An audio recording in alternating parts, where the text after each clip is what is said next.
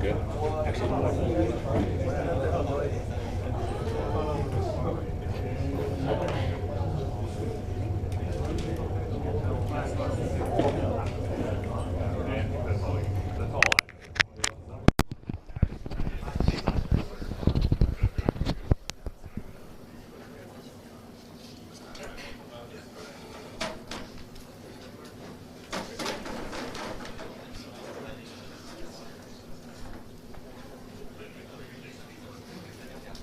Let's go ahead and begin, please.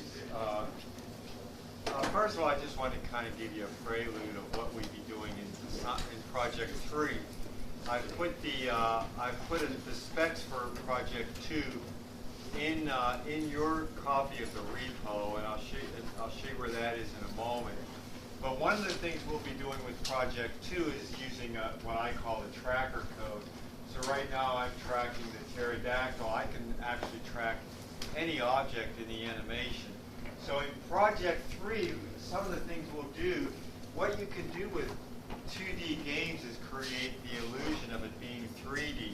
So one of the things you see there is parallax scrolling, which we won't do in number 2, we'll do it in number 3. Parallax scrolling means that you, in this case, I have 3 different backgrounds. I have the backmost background, the middle one, and the foreground. And the foreground moves twice as fast as the middle one, and the middle one moves twice as fast as the back one, to try to give you the illusion that there's depth. And then to further that illusion, I also use what I call Painter's algorithm to sort the meteors, and I have the smaller meteors. In other words, I draw them kind of like in 3D along the z-axis, except there's no z-axis. So what I'm doing is I draw the smaller ones, and I progress and draw them in order from small to large. And I even make some of the smaller ones drop below some of the furthermost backgrounds to further create that illusion of depth. And we'll learn to do that all in Project 3. In fact, in Project 3, we'll even be, shooting things and blowing them up. And we'll do a player class. And of course I'm cheating, but I'll take the cheat code off, and you'll see that I get blown up, which I don't like. And he'll come back together. Come on back. He's coming back. Well, not for long. There are too many meteors. And notice how the frame rate changes then when explosions start occurring. Now this is on this little processor here. This is just a little netbook. On my workstation in my office that has an F7 but no graphics card, I get about 300 frames per second. And that's partly because I'm not using so many pointers. Pointers are one level of indirection away. Some of you use pointers because you can't get the non-pointer to work, the static thing to work. And that can be difficult. But you have to follow Scott Meyer's directives and make sure when you write your copy constructor and your assignment operator that you copy everything. I'll try to show you an example maybe on Thursday of what happens if you don't copy everything.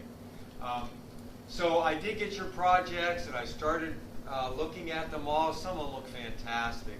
So I think maybe either Thursday of this week or Tuesday of next week, I'll either show you some of the selected projects, one that you submitted, or if I can, I'd like to show you all of them.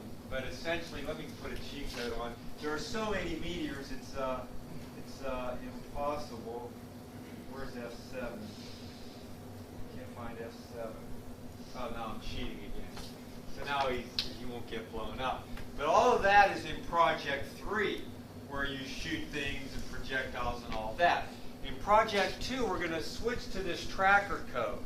So if you read the write-ups, so let me just get out of this thing for now. If you read the write-up in your repo, let me just go there. I'll go over it on Thursday. So if you go to the projects directory and go to the 2 directory, you'll see there this is the spec for Project 2. I took a lot of time to write it up. I hope it's better than the last one where I had a slight mistake, which I'll talk about in a moment. But that's the spec. Here's a a Doxygen generated class diagram of the tracker code. And Casey actually, thanks Casey, provided a Doxygen file that we can use to generate Doxygen. So I'll show you how to do that if you want to do that for your own code. And I think on Thursday we'll take a look at that class diagram, the class diagram that includes the tracker code. Today, now that some of you have spent a lot of time looking at the basic framework that I gave out originally. Some of you haven't spent too much time. But now that you've looked at it, I'd like to go through 4 of the classes. The sprite class, the clock class, the frame, and the I/O manager, just to show you some things in there that are features you can use, or some gotchas even, maybe. And so I want to revisit the singleton first. So I'm going to do that in a little bit of time. And I want to revisit the singleton because I want you to know both the gang, I just want you to know the gang of 4 method, really, and that's the one I'll ask you on the exam. I say that because that's the time-honored approach to doing the singleton. It's in the gang of 4 book if you get a copy of it. I know a better way, I think is a better way. We can even talk about the trade-offs, but I'll show you that one today, and that's the one I use for doing the singleton. And as one really good student in here, UN says, the design patterns are magic. And they are kind of magic, and singletons are handy to use. I agree with you. So 2 of these classes are singletons, the clock and the I/O manager. And I have been accused of overusing this singleton. I try not to. I think there are only 3 singletons: game data, the I/O manager, and the clock. And they make sense to me because, for example, you only want 1 clock in your game or your animation. You don't want 2 clocks, I don't think. And similarly, game data contains the constants that the whole animation needs to use. So that should also be a singleton. An I/O manager, I just wanted to be able to get at that thing whenever I wanted to. So I will, to help you follow what's happening, I've put our schedule out on the web, and maybe you can check it on your phone or whatever. So your second project is due Thursday, October 3rd, and our first exam, now that one will be worth 20% of your grade. The quiz will not be a big percentage of the grade, but this first exam will be. So one of the goals of the first quiz I gave you was so that you can see what to expect from the exam. And moreover, one of the nice things about giving quizzes is that I can take questions from there and kind of just change them a little bit and put them on the exam because they summarize at least the important things that I think that we did in that section of the class. Now, we've done more than that since. And one of the things I want to return to is one of the examples in the quiz. And I don't know if I'll get to it today or not, but I'd like to.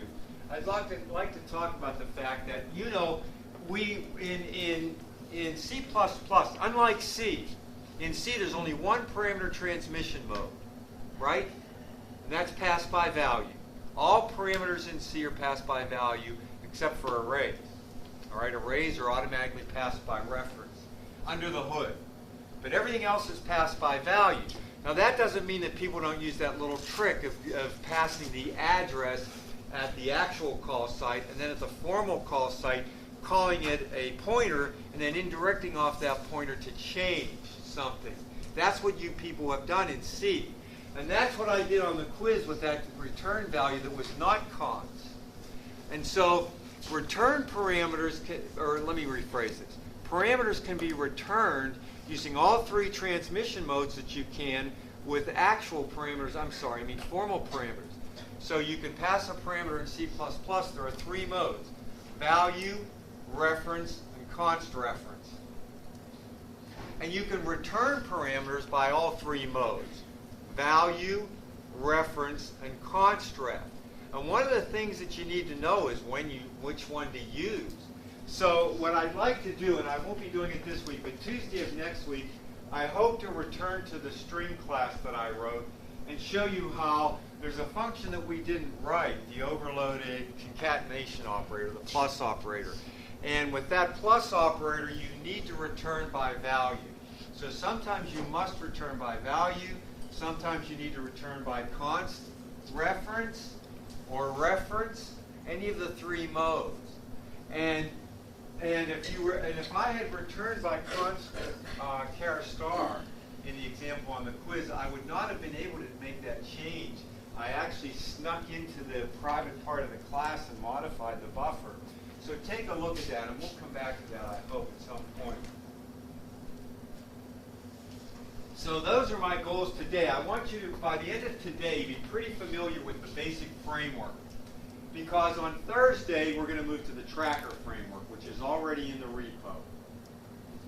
That tracker framework and the class diagram for that is in the Project 2 directory if you want to look at it. We'll look at it a little bit on Thursday. The Doxygen generator one that we produced with the Doxygen file. So on Thursday, I would like to, this week, I'd like to actually take the framework. I'll take maybe one of the solutions to the first project, and I'll convert it to the tracker code right in front of you. Now the directions to do that are in the Project 2 repo. So if you look there, you'll see this is a soft link right here to the convert to tracker. I mean, it's just a text file to explain how to convert to tracker. And then the tracker code itself is also in the SVN repo. You would really help yourself and help me if you would read the specs by Thursday, and I'll go over them. And if you would at least look at the tracker code, try to study it, and then I'll go over some, especially two classes in the tracker code: the class called World and the class called Viewport. So I'll look at those two classes and on Thursday when we do the convert to tracker. And included in those two, World and Viewport, will be the frame. So that's why I want to make sure we're clear about these four classes by the end of today. And then I want to talk about the factory and the flyweight design patterns. How many have already used those? Oh, okay. The factory is a great pattern. The flyweight is for efficiency. I've actually implemented them somewhat for you, and they're in the tracker code also. So I'll just be reviewing the factory pattern. It's really a factory method rather than the abstract factory. So I'll review those on Thursday, and then time permitting, I'd like to talk about linked lists. Because in the extra credit, or to go from the 90 to 100, one of the things I suggested you could do, and some of you did this on the first project, would be to delete items from the list. If you delete items from a list, you should not be using a vector, most likely, unless you're deleting from the end of the vector. Because do you know what happens when you delete from the middle of a vector? What? Well, actually, it may not necessarily allocate memory. It may, but what it does is worse than that, probably. Yeah, everything from there down has to be copied up. So that place is removed. That item is removed from the vector, and everything that was there is copied back up using copy constructors. So deleting from the middle of a vector is a bad idea. And I think, didn't I show you that you cannot, that there's no push front or remove? Huh? It's push front. There's no push front for a vector, but there's a push front for a list. And that's because pushing to the front would be quintessentially inefficient. I ought to show you what we could get around it. If I get a chance, before we do linked lists, I'll show you that you can bring your computer, you can bring your system to a halt just by pushing front. And that's why they don't let you do it, because you copy everything else to the end. So I want to show you how to use linked lists. And if you decide to remove, you don't have to remove any items from your animation for Project 2. Project 3 you will, because we'll be exploding things. And so the things that explode will probably remove from a list. Probably. I suggest some alternatives, though, in the write-up, in the spec. So how you do it, including memory pooling. How many of you have done memory pooling? Pooling? You've done it? Yeah, I mean, memory pooling is a really good device for efficiency. So I'll show you memory pooling also, and suggest that that's a possibility. So that's kind of where we're headed. And ultimately, I'd like to show you maps and the ParsXML class. And then I made the mistake in the first write-up of telling you I don't know how that sentence got in there. I'm sure it's probably some kind of a cut and paste error. But I said that you had to be able to dynamically change sprites. Did I say that or something? I mean, I don't know how to do that actually, except with dynamic L systems. So I don't know which one you want to do. Here's this is an L system. It's supposed to be a monster thing that's when it hits these things that they explode, and it gets more and more red the more things it explodes. And all that means is I'm changing the RGB value. Essentially it was blue, so I down the blue by 1. It's what's RGB, so it was RGB, it was 00255. I simply subtract, so what I'm essentially doing here, you've got your R, G, and your B. It started off like this, and essentially every time it explodes something, this one goes up by 1 and this one goes down by 1, and it gets more and more red. And then here's a little bar, and when this is 0, then there's nothing else in there. Now I got a yellow one in there too that's exploding when it hits. So is it going to hit it? No, it didn't. Let's see. Oh, but I don't let it explode. The red one, there's too many gone. Oh well. Let me do it again. You'll see that the let me switch. There's the yellow, and you'll see it can explode them too. But the more interesting one is this one, which changes colors. But you can also change. You can also change the size or the shape. So what I have here are hex. These are L systems, which you should look up L systems. How many already know what an L system is? Oh, okay, good. You can look up speed tree, for example. So these. Which one am I? Oh, I don't want to track the red star. Let me track the. Let me track one of these hexes. I don't know if it's this one I'm tracking. And you'll see it changes colors and size when it hits every time it hits the edge, it's getting either bigger or littler or changing in colors. So to dynamically change a sprite, I mean, one way is to use an L system. I guess there are other ways. I don't know. Okay, so let's go to the singleton. Do you want to ask any questions?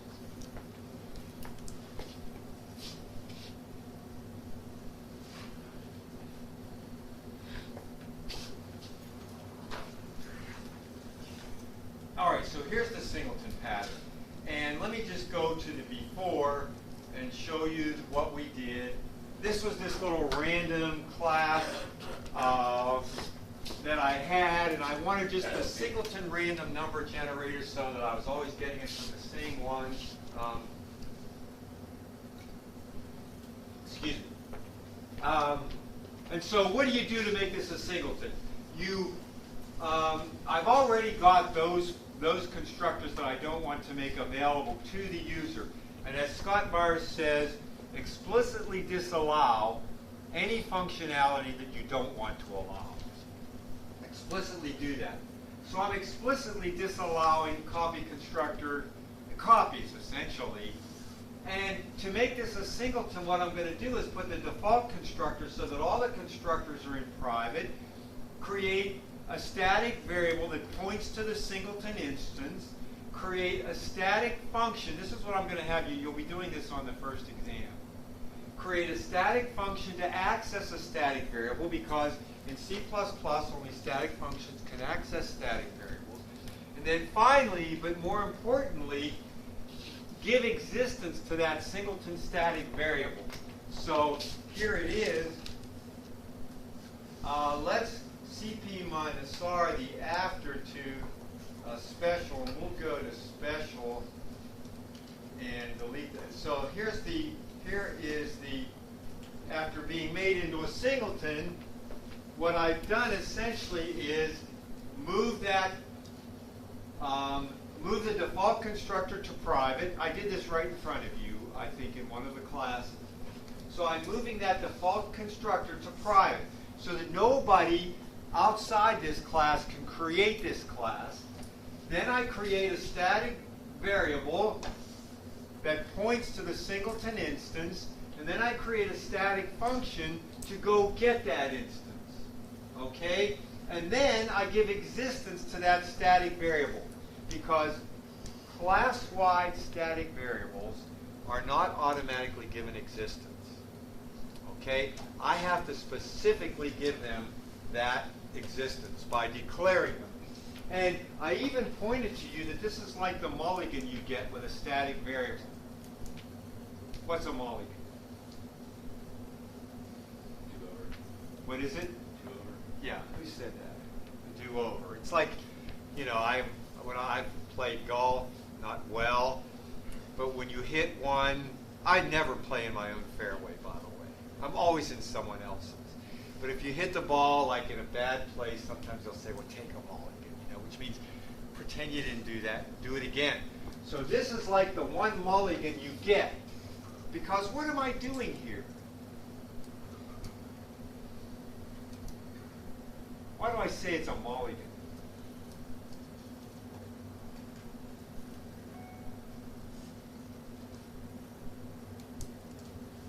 On line 23. Well, what kind of a variable is instance in terms of this class? It's private. It's a static private. Here I am setting a private static variable to null. I get one shot at that. One shot. Watch, this will compile. I'll convince you. I'd like to try to convince you that this will compile. And then I'd like to try to convince you that that is indeed, this is not moving.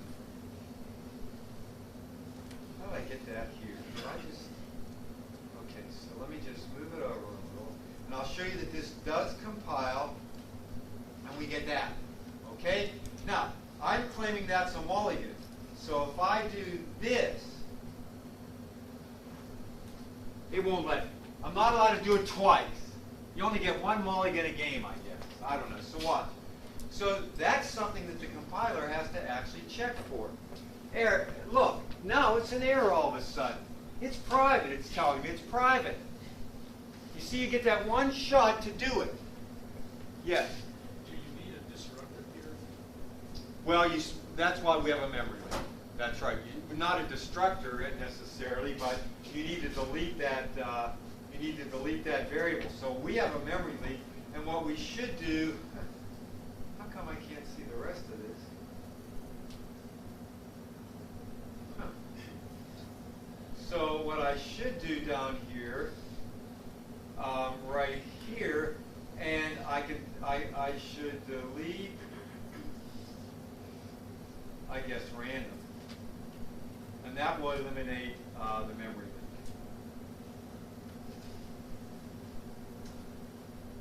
I hope. Yes, that eliminates the memory leak. Okay?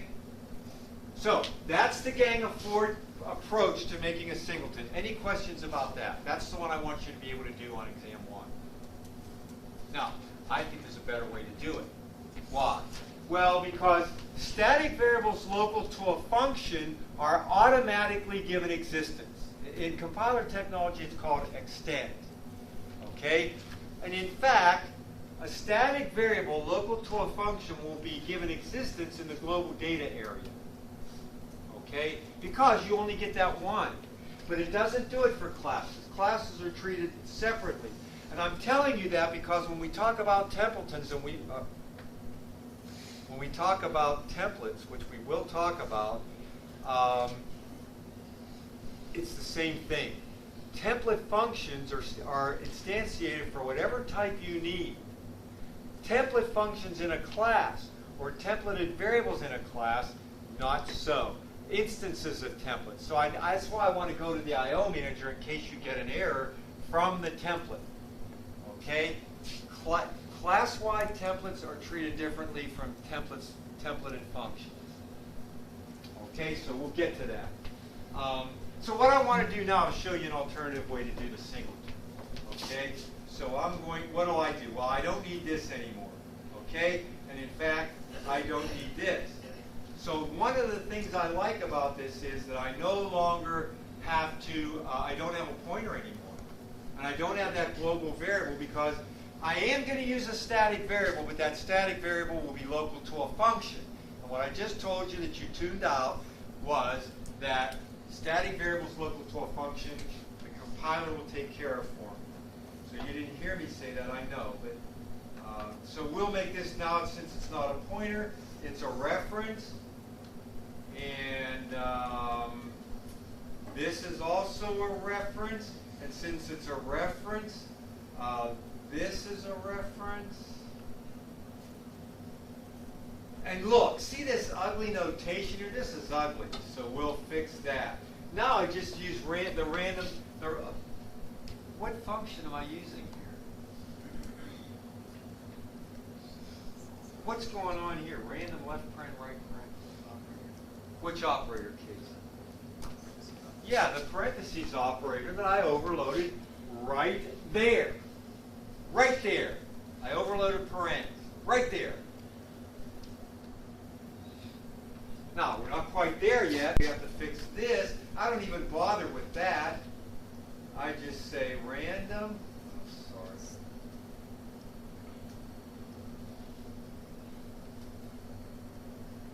Look at that.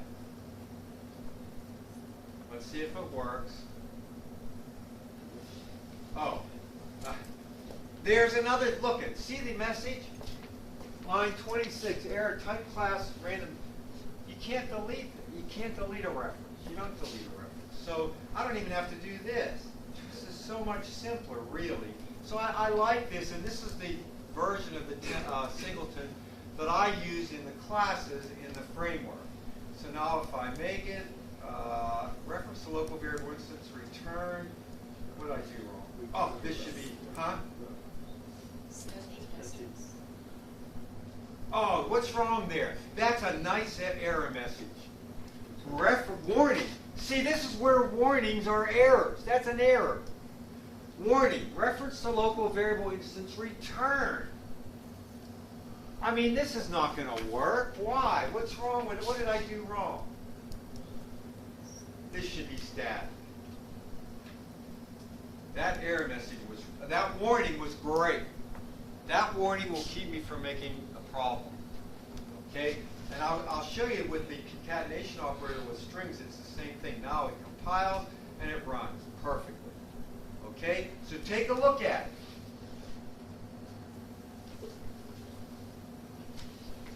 I know you're afraid to ask questions, so let me think of what you might be thinking. Because this static variable is local to a function, the compiler will give it existence. Where will it give it existence?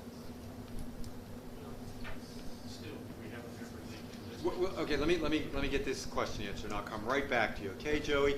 Where will it give it existence? This static variable on line 19. The compiler will allocate space for that. You in? No, I'm sorry. Oh, okay.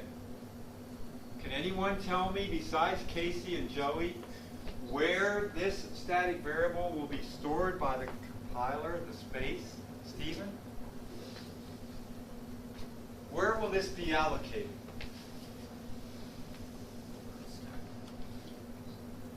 Not on the stack. Who said stack? It's a good guess, but not on the stack.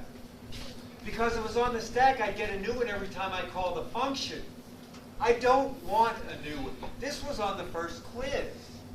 I had a question on the first quiz where there was a local static variable in a function, and I called the function thrice. So where is this variable stored? It's not on the stack. That's a good guess. All the variables are stored in, Chris? In the global data set. This will be, storage for this variable will be automatically allocated by the compiler in the global data set. It's static, so at compile time it knows. It can see and look. Not so with static variables in classes. Okay, thanks, Chris. Now, why do I like this better? I don't have a pointer. So therefore, since Joey, I don't have a pointer, do I have to delete anything? And your answer is, I'd like a little more assurance, but probably. No pointer, no allocation. Can we say definitely not? Sure. Okay. Unless I knew something, I don't have to delete something. If you don't know it, you don't delete it. And there's no news in here. There ain't nothing. What? I'll do a search. /NEW. Nothing. Okay, pattern not found. No news, no deletes. So I don't have to delete. Someone had their hand up. It was great. Yes? So on line 24, is that so if it's a singleton, is that the only time you can make one? Or can you make two singletons of the same type? Two singletons? It's like the Highlander. Can only be one. So You never watched the Highlander? They used to watch it 50 years ago in black and white. There's only one singleton. Maybe I misunderstood. I'm misunderstood. Ask again. I guess like, if you were to pick it up like random two, then the compiler can think about it. No, it'll give you the first one. Oh, so it's the same thing. Why? Okay, so, okay, so what's happening in here? How does this work? I thought I explained this before, but maybe not. Ryan, can you tell me what happens on line 19 the first time? The instance gets allocated. Perfect. Where? What's wrong with saying that word? Global data segment. It's not a cuss word. In the global data segment. Okay, that's where you get a seg fault. Okay? Look, how's the compiler work? You know, you've got a stack that grows that way. You've got a heap that goes that way. You've got global data. You've got global code. I mean, that's the way the compiler sets up memory. So this guy, the first time in here, it's put right in there. Right in there so it can find it. Static links from the stack. Second time, Ryan. Second time I go in there, what happens? It references the old one. It only does that initialization and that declaration the first time. How does it know it's the first time? I don't know. Some stupid Boolean flag or something, I don't know. It just figures it out. It's not my problem. Right? Whose problem is it? What? The designer. Okay. The compiler. The compiler does it for me. Okay? So the second time through, it doesn't do this. So does that answer your question, or did I miss it again? So I guess if you did the second time, You mean if I call that function a second time? well, I guess if you made random ampersand and random two, then random two would be pointing to the instance of the first. So here's what you want to do. Right, and then have that. So that would be. Now I have two instances of random, don't I? Now I have two. Paul, I seem to see you shaking your head. Now I just said there were two. Am I wrong? I am wrong, aren't I? Why, Paul? You're right. Yeah, it only does this the first time. This is a declaration of instance of type random. It's a data declaration using the default constructor. That's how you declare variables in C++ and C and other languages even. You go int I, float x, random instance. I can't spell it. So I'm declaring a variable of type random that's static. And that only happens, well, how many times does that happen? One! Definitely one. And how many times do I delete it? Right. Will? In other languages that I'm not going to say the name of. Thank you. I appreciate that. In that function, in the get instance function, we if random doesn't equal null, or the instance doesn't equal null, then we did the constructor there. Do we not need to do that here? You do not. You do not. What's the compiler do when it sees the declaration? It'll create an instance. Well, but then when you call get instance the second time, It'll skip this line. it'll just skip it. It'll skip that line. So I wonder how we did on the quiz. I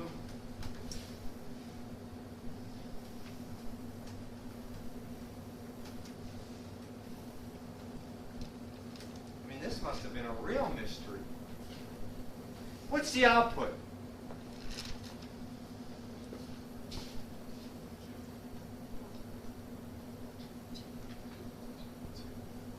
Well, let me tell you, it's either 1 or 2. How many think the output is 1? How many think the output is 2? Oh my goodness. You actually raised your hand. Almost everyone. It's never happened before. Yes, because this only happens one time. It gets set to 0 one time. What if I get rid of that word right there? Then what's the output? 1, 1. Okay? Static. I mean, that, I guess I guess it just looks funny to me. To have it looks funny. It does. that way. And Don't laugh. So their vocal point is the same thing. So, like. No, wait, there's no pointers, actually. It creates an instance of random and sticks it where? Yes! I even drew it. Sticks it right. No, point. Sticks it right there. You don't trust it, do you? It's just like. You're an untrusting. When I see I'll bet when you get on your phone, you're afraid to use the word pipe bomb. I know why. It's all the way in Utah. They won't find you. It's like the word Is this random. people? What? It's just it's getting the instance, but it's so It's creating an instance of random. One time. So I guess so. It's a mystery, isn't it? What? I'm not really sure what. How You were right. It's like magic, you know? Yeah. I mean, it's like a... Huh? Yeah, I feel like, what are these guys in Las Vegas that do the magic? I've never gone. I went to Las Vegas, but I've never... I'm so... You know, when I go to conferences, I'm so shy I go to my room. My wife actually gave me money, $20, when I went to Vegas once for a conference. She said, I want you to bet this money. I went and bought a huge dinner with it. I mean, gambling is for those who are mathematically challenged, I would think. I don't know. Eventually you're going to... What were we talking about? It's magic. Like those people. I don't even know a name. Copperfield. Like Copperfield. But I'm trying to dispel the magic. Sorry, Casey. Is it working? No. I think this is, I guess if you call random, it's going to go to the global space. It has those arguments to it. And as you hit random 2, it's going to go to the same global space, the same object. The same thing. I guess you can have multiple, if you're not careful. Okay, so what's happening here? I'm calling a function. The first time I call the function is on line 24. The first time I call that function on line 24, I come up in here and I allocate this guy over there. The second time I call this function, I skip that statement. Right. Okay, so I'm just trying to show you where I got the rabbit. He was hidden in the top of the hat. I'm just trying to figure out how line 26 works. Yeah. Line 26. Oh, well, that's a horse of a different color. How does line 26 work?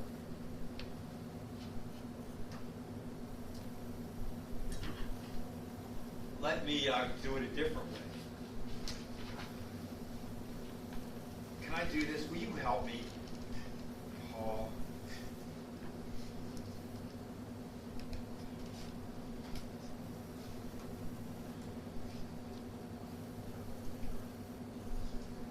Does that make it worse? Is that wrong, Paul? It makes it worse? What? Is it right?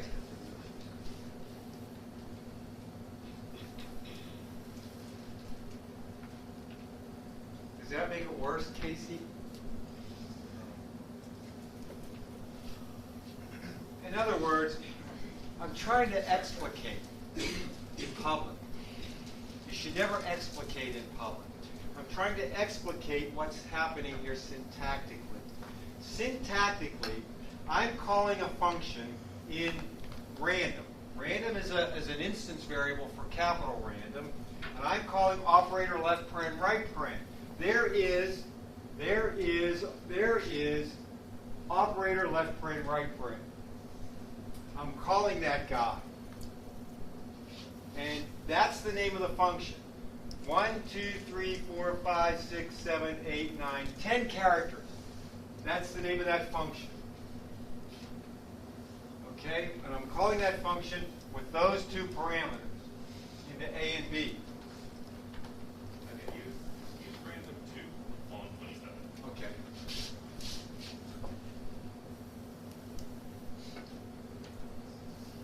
Yeah. And that would be a different instance of random, wouldn't it? Oh, good. I see you all shaking your head. That's great. So those are actually, essentially, you can think of them as the same variable with different names. It's the same instance Oh, same instance. with different names. The same instance of random. It's the same one. You get one guy. That's why the clock is a singleton. In your animation, you want a single. I'm sorry, Joey. Go ahead. No, I was just going to say. No, you go ahead. It's just two references. That's what you're defining. Two references. Two references to the same instance. That. Thank you. Two references to this one single stupid instance. I don't know why it's such a mystery. So it'll be the same. What? It'll be the same amount of value. It won't be the same value. No, because I get. I hope not.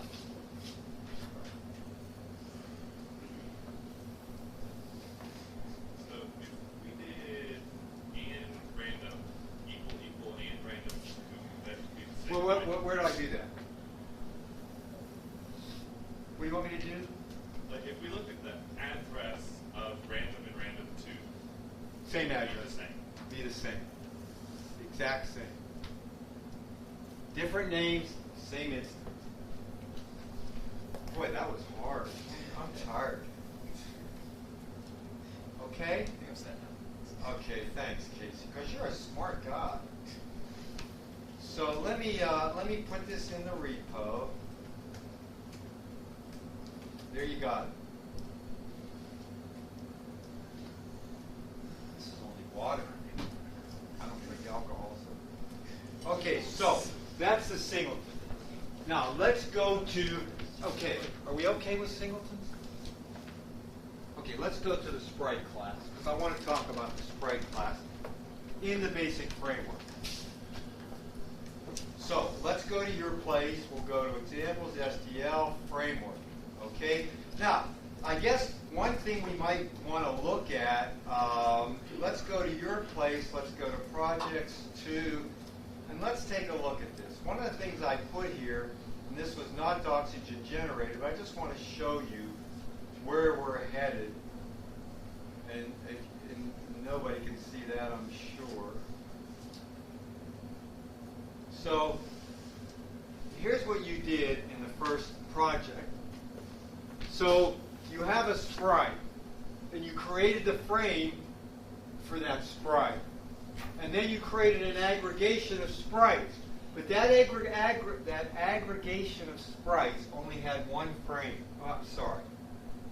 That aggregation of sprites reused this single frame. You make one frame, 100 sprites. That's why my meteors, like I showed you that demo at the beginning of this lecture, that's why my meteors are cheap. Okay? I'm reusing the sprite frames. It's cheap. And actually those meteors consist of about 23 frames. But I reuse those 23 frames for all 250 meteors. So we've been storing that frame in the manager and then passing it whenever we instantiate the sprite. So the manager has a pointer to the frame, and each sprite has a pointer to the frame. Now I'm saying that because in this second project we're going to use a factory, and the factory will take care of that for us. We'll tell the factory, and I'll show you that Thursday. So let me not go any further with that, but I just put that in there because I want you to understand where we've been so you can understand where we're going. So let's take a look at the sprite class, and we'll start with the .h. Okay? I actually put comment. So I have two constructors and a destructor. Okay? And we don't want to delete the frame because the manager will reuse it. That was in the first one. In the second project, we don't want to delete the frame because who's going to reuse it? Very good. I heard it mumbled quietly in a scared way. Who mumbled? What? Where? In the factory. The factory's going to handle all that. The factories make things. Okay? Factories make things. Our factory's going to make it. How many times? Once. Once for each frame. Different type of frame. It'll make it once. Store it there. I'll show you how that works on Thursday. So I have these various constructors, and it derives from drawable. Drawable is an abstract base class that describes the interface that all derived classes should have, so that ultimately, where we're headed with your second project,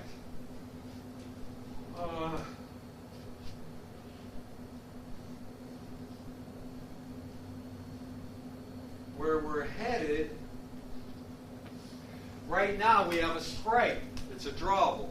But what we want to do is extend this with a multi-frame sprite, and some of you have done that. Some of you did that with the first project. So we'll have a multi-frame sprite and a two-way multi-frame sprite. So those are the requirements for the second project. So actually we're going to hopefully see some polymorphism.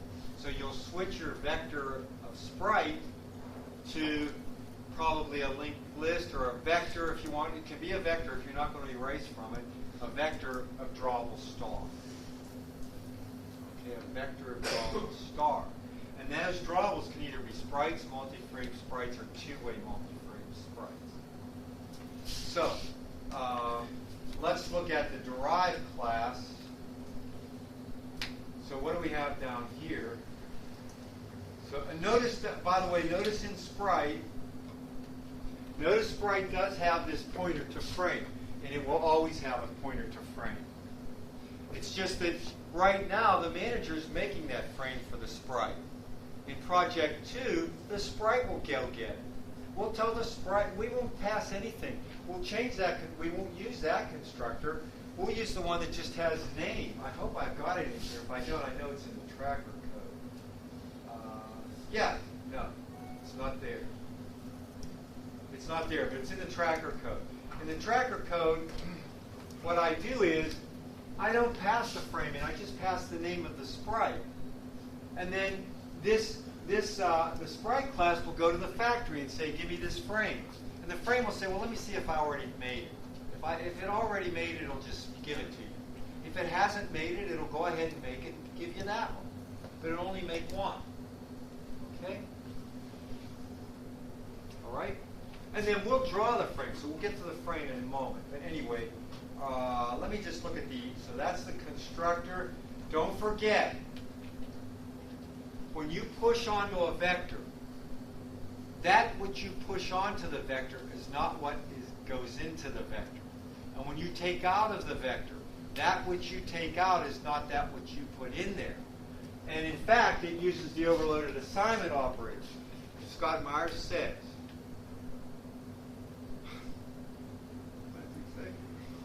copy all the parts.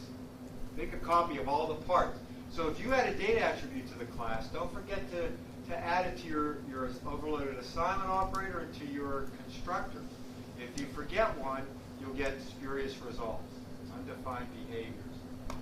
Okay, so let's go down to the update. So there's the draw. Okay? And notice I'm reusing the frame. I'm reusing the frame. But what am I doing? I'm telling the frame, draw this sprite there. And that XY will be different for all the sprites. What if they're not different? Aubrey? What if the XY values are all the same when I call draw? What will I see on the screen? Just one sprite. I'll only see one because they'll be on top of each other. Okay, but I'm going to have different XYs for different sprites. They'll be in different locations. Now let's look at the update. And I'm really confused by this update. There are 4 conditions. And what's the ABS? I don't get it. What?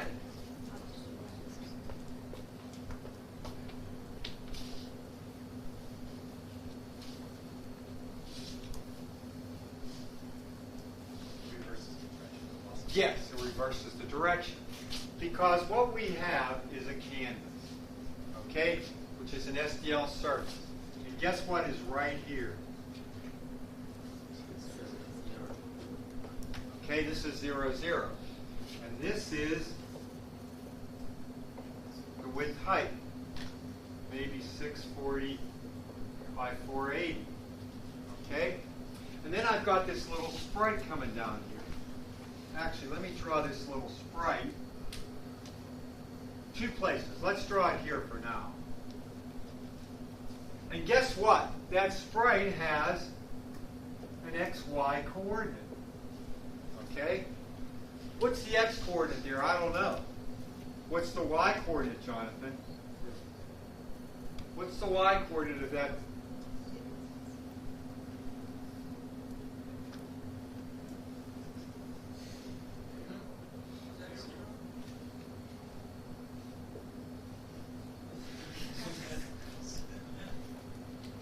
Can we put the light on?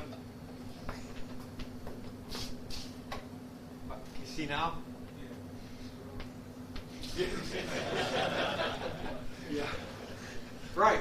So what's happening here? Can you tell me, Jonathan?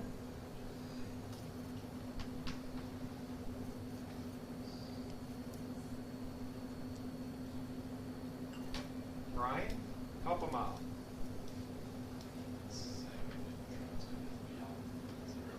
If the y coordinate, this is actually a function. Where is that function? In drawable. There are functions in drawable. This should probably be called get y. Why don't we should change that to get y? I don't know why I did this. It was like 2 years ago and I was in this weird mood. It should be get y. If the y coordinate is less than 0, that means it's up here. If that's the case, then set the velocity to positive. Remember, velocity is a vector, and vectors have magnitude and direction. So I simply want to change the direction to positive. I'm going to change the y, the direction of the y vector to positive. Now, what the heck, then, is going on here?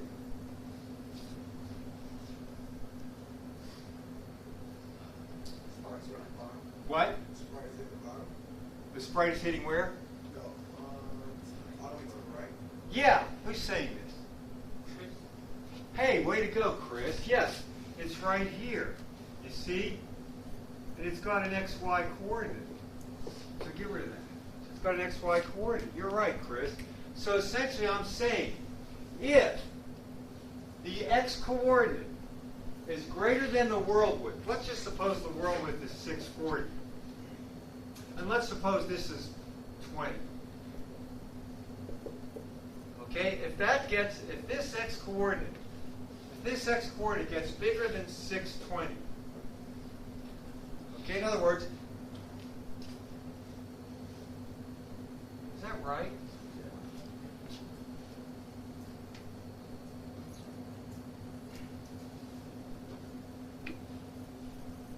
Why don't I want that to be 0?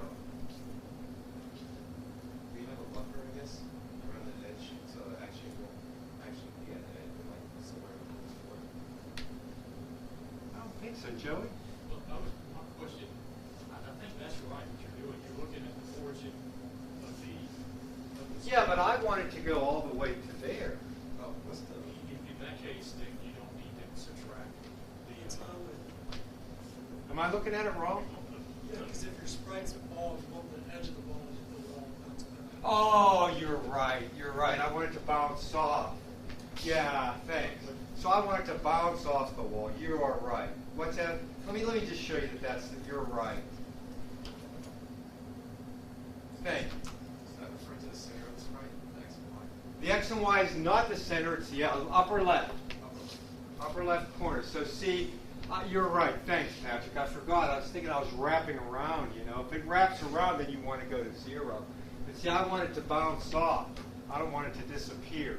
So that's why I have to subtract the width of the frame. Yeah, thanks. Yes? The question I had was, once you get at least one frame where it's partially flipped, because you set the position before you do any checking, you don't collapse the XY. So you're saying, So you set position here at line 49. but then I fix it. Well, you fix velocity, but your position is already set for that draw, is that right? Well, I guess what you're suggesting, and that's why I have the less than. That's why I have it as less than or greater than. I guess what you're saying is it could, I mean, you're right. At least for one frame. It could go a little bit beyond, you mean? It could, but then it's going to head back. I mean, there are other ways to do it. You can look at the x-coordinate or something.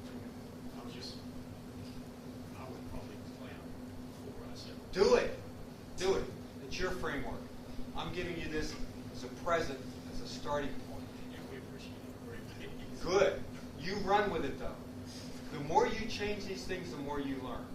I've had students that wrote it over because they couldn't understand it by reading it, so they just wrote it over. But whatever you need to do, the more you modify it, the more you'll understand it. I know students who spend days studying the code. So, why AVS? Why don't I just say velocity of y equals minus velocity of y? Yeah, right. Very good, Paul.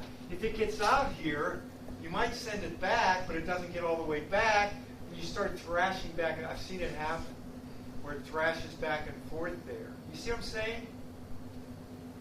And so an easy way is to say, you know, if y is less than 0 or y is greater than that, then y velocity equals minus y velocity. But that doesn't, that you can get into that little thrash. You'll see them thrash, you know, along the edge. Any questions about the sprite class? This is a time to ask.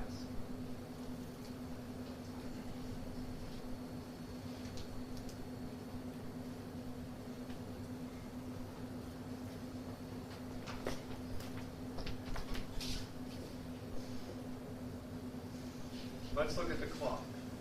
It's a singleton.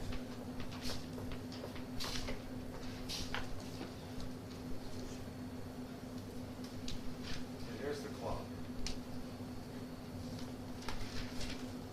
Notice it's a singleton, and it's the way I like to do them. So there's no instance variable. You see the get instance? Now, there are two functions. Get ticks and get elapsed ticks. I make get ticks available to anyone. Okay? Anybody can get the ticks. And I guess I really should comment this, and I'm going to do it.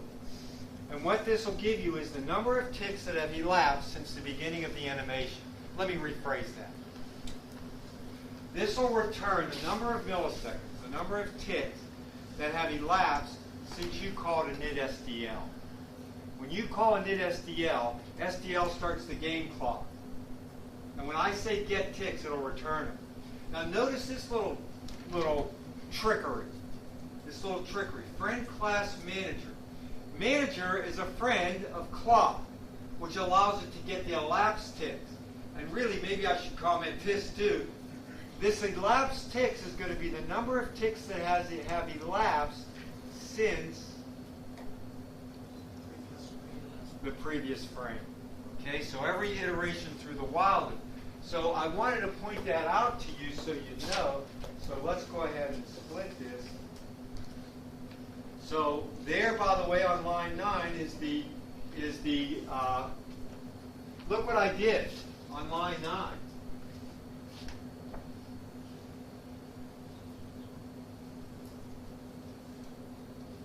What am I doing? What do you think, Adam? What am I doing on line 9? Oh, I'm sorry, on line 10. Line 10, what am I doing? I just told you why I did that, actually. What am I doing on line 10? Junyon.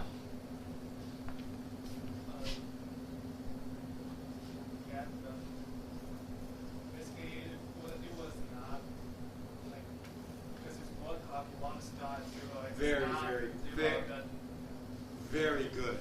What I'm doing is, if you're trying to get the clock, and you're an idiot, by that, what do I mean? And you didn't initialize SDL, then the game clock hasn't even started, so I throw an exception, just in case someone tries that. It's kind of defensive programming, you know? So I want to make sure, I just explained when the game clock starts in SDL. SDL starts the game clock when you initialize SDL. So if I haven't done that, then I throw an exception. Otherwise, I make this static variable, and this happens every time I call this, right? I'm a failure. How many times does this statement get executed in this program? Once. Once. Thank you. Once. And then I return it. Okay. So it's a singleton. Now let's go down to see the difference between get ticks. So there's get ticks. Get ticks is easy. I check. If I'm paused, I don't do anything. Otherwise, I return get SDL get ticks returns the number of ticks that have elapsed since I initialized SDL. Okay? And so this time it starts in case you hit pause. So I'm handling pause for you in case you want to pause your animation and say, shucks, that's beautiful. You see, I can hit P. And it pauses. See, if you don't do that right, when I hit P again, it starts. You know what I'm saying? No, you don't. Some of you do. Okay, so that's the easy one. This is the tricky one, get elapsed ticks. What I'm doing there is I'm checking. If I'm paused, obviously no ticks have elapsed. But otherwise, I get the current ticks using get ticks and subtract that from the previous ticks. This is a class-wide data attribute. And then set previous ticks to current ticks and return. So what this is the number of ticks that have elapsed since the last time through, the last invocation. Now, if you call this from everywhere in the program, the first time you'll get the number of ticks. What do you get the second time? 0. Yeah, who said that? Who said 0? You're right. It'll give 0. Because if I call this, say, from the manager, and then I call it from a sprite, the manager will actually get the number of ticks that have elapsed. But if I call it from a sprite, there will be no time has elapsed. Unless I go through the event loop again, I'll return a 0 and nothing will move. Yeah? So you can't call it this way. It's not a public. That's right. And that's why I did that. Yes. Yes, you're right on both counts. And it's both counts that I want to point out that you're right on both counts, not just one. Okay? Why do I say both? Well, because, yes, I can't call it because I made that function private, and it can only be called by a manager, and that's why I did that, to try to protect you people. I'm looking out for your welfare. Believe it or not. I know you think I'm not. Any questions about the clock?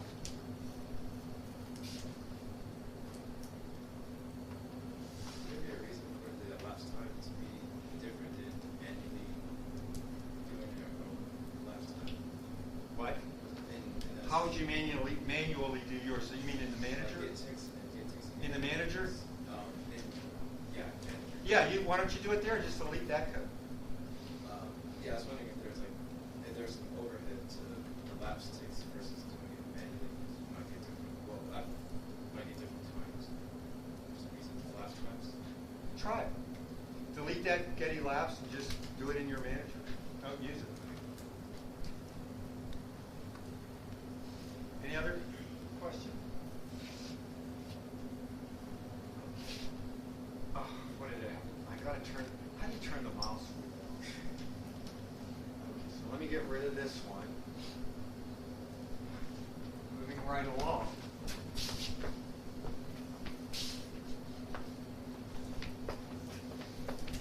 All right, let's go to frame. And I want to go to frame because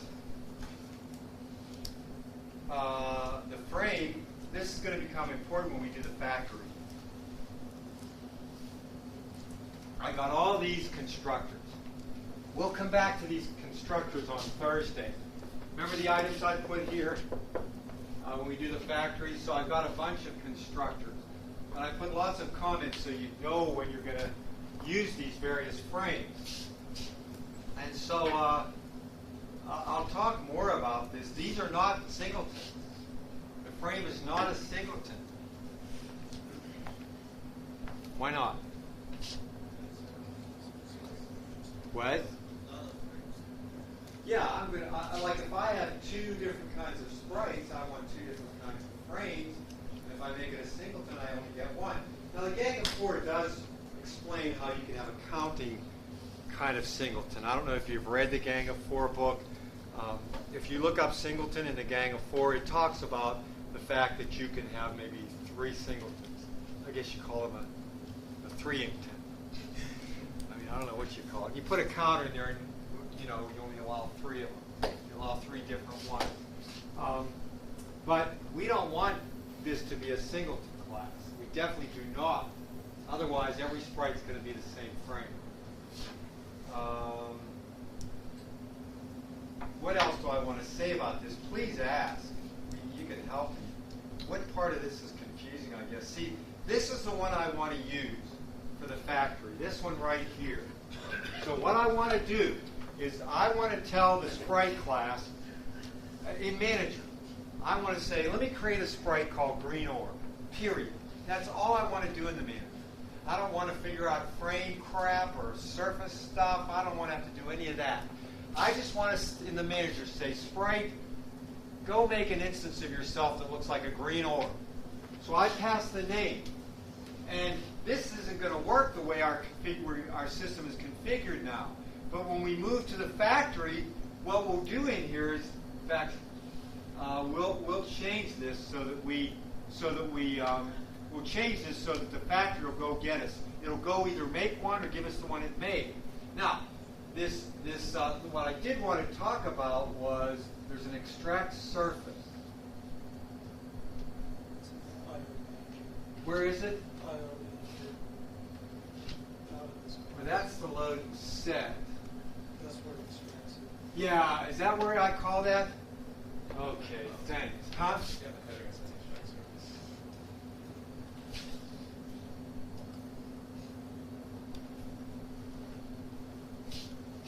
So do I do that in the? Is that where I do it? That would be a smart place to do it. I wish I was that smart. I'm afraid I.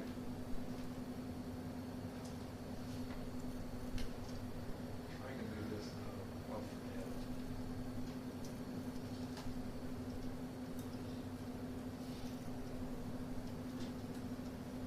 I don't think. Yeah, no, I don't do it here. I'll probably change this. Why am I not calling? I'm going to have to fix this. That makes me nervous. Because I want a different surface.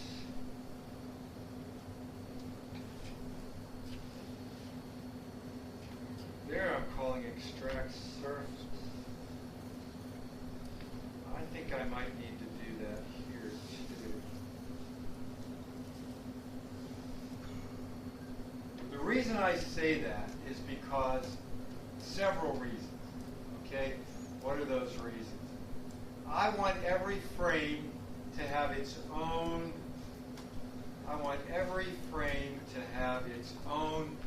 surface. And even if it's a multi-frame sprite, I want to be able to reason about that frame. So let's suppose I have 4 frames. Well, if I have 4 frames, I want to extract each of those 4 frames. Why? Watch. So, you see that stupid bat there? Why? You see him? Watch the little bat. See him flip? He's little. Let me run it again. Its size is randomly. There he's bigger. Okay, let me hit B for bat. And then I can flip Peter. How do you flip Peter? And I'll rotate him. You can see the meteor? It's weird looking, isn't it? So, if the bat, Jordan Jestring drew the bat. I think it looks real good. So let's suppose there are 4 frames for the bat. If I want to rotate that thing, then I can't have the whole. See, one approach would be to read the whole sprite sheet in and draw this much, or draw this much, or draw this much, but use the whole thing.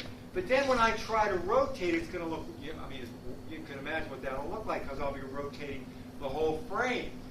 More importantly, I might want to do per pixel collision detection. So let me switch. So, like for example, see, it looks like it. See, it says, "Oops, collision." See, it thinks it's colliding all the time. But if I switch to per pixel, Now, see how it's changing? And that's hard to reason about if I have the whole sprite sheet, because I have to figure out where I am in there and match the pixel. I'll show you how to do this for project 3. So what I'm saying is that I need to extract the frame, so I got to go back and check and make sure I'm doing this right in the tracker code. So we want to extract the surface. What? Okay. One more class. Do you want to ask anything about the frame class? Where'd it go? Let me just alert you to the draw. And notice here's my copy constructor, deep copy. Oh, the assignment operator doesn't do it. Oh, don't tell anyone. You better rewrite that one. There's the draw. We're going to be changing the draw for the tracker code. And we'll talk about that on Thursday. Okay, one more I/O manager, and then we're done. So let's look at I/O manager. So I/O manager has these functions that are available to you. One of them is templated. Okay, one of them is templated. Now, since it's a template function that's a member of a class, it is not automatically instantiated for me by the compiler. If it was a global template function, it would be automatically instantiated for me. Now I'm going to talk about templates as a topic. So what that means is that I, the programmer, have to manually instantiate that for every type that it might be used for. So let me show you what would happen. I hope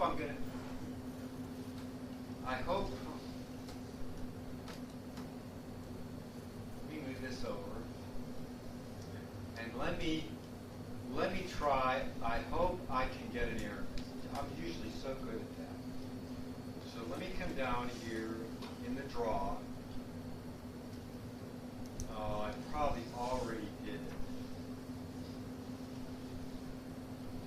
Oh, heck. Okay, so what I've done is so let me split this. So what have I done down here? What I've done down here, you're probably confused. I need to talk about templates soon. But what I'm doing down at the bottom here is I'm manually instantiating that function for all the different types that I might have. Now I'll talk about this. Why didn't I get? Let me force a problem. Are you confused? I'm sorry. All right. Maybe I better talk about templates. Templates are tricky. If you get an error from I/O manager, it'll tell you what type. Let me just show you in case you get an error. I'm afraid you'll get an error. I probably shouldn't have templated it.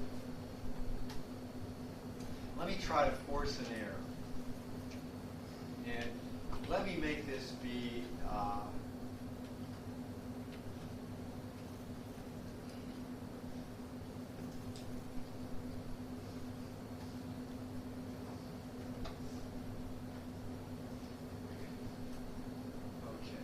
I get it. What did I do wrong? Red permeates are all. What did I do? Thanks. Thank you very much. Yeah, you're right. Thanks a lot. Let me fix it so it's obvious that you're right. Did I do it right this time? Okay, let's hope I get what kind of error? Ah, I got it. Is that a compile time error? It's actually a link error. And what it's telling me is that there's no instance, an undefined reference to I/O manager print message value for unsigned long. How do I fix it? I'll talk about these. I fix it by doing 1, 2, 3. 3YY, P, and making this be an unsigned long, and now it works. All right, I'll explain templates. That was confusing. I'm sorry. I'll talk about templates. There are various ways of doing templates. So you probably know about that. So I'll talk about that. Any questions you want to ask? Okay, so before you go, let me just ask you. So on Thursday, my plan, and let me just see if this will work for you. On Thursday, my plan will be to go over the specs for Project 2, show you how to convert your Project 1 to use the tracker code. That's the second thing. And then thirdly, I guess should I do linked lists then, or should I do the factory? Okay, we'll go to the factory then in the flyweight, and then we'll go to linked list. Is there anything else you want me to do Thursday? Tell me. Go ahead, just say. What is it? Templates. How about next Tuesday then? I'll do them Tuesday. Now, let me say, take a look at your quiz. Go back to your quiz and look at that. There's a string class where there's a get buff. And get buff returns a char star. And that's the wrong way to pass it back, because that gives clients of that class access to a private data member in the class. So I want to come back to that at some point. All right, thanks a lot.